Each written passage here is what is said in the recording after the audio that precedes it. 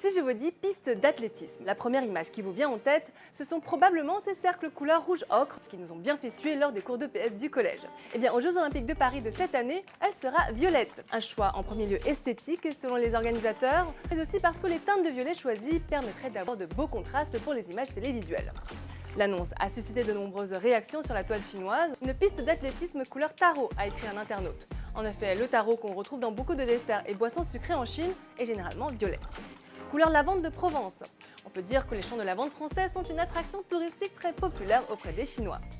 Ziqi Donglai se traduit littéralement par l'énergie violette vient de l'Est. Dans la culture traditionnelle chinoise, le violet est souvent associé à la noblesse, à la richesse et à la bonne fortune, tandis que l'Est, d'où le soleil se lève, est souvent lié au renouveau. Par conséquent, cette expression chinoise suggère que quelque chose de favorable est sur le point de se produire.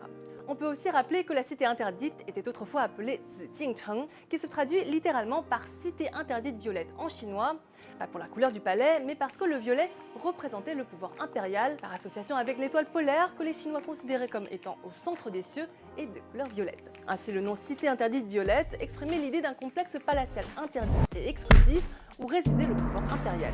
Bon, pour en revenir aux Jeux Olympiques, si le violet est une couleur inédite, ce n'est pas la première fois en revanche que l'on choisit une couleur qui s'écarte du rouge terracotta habituel.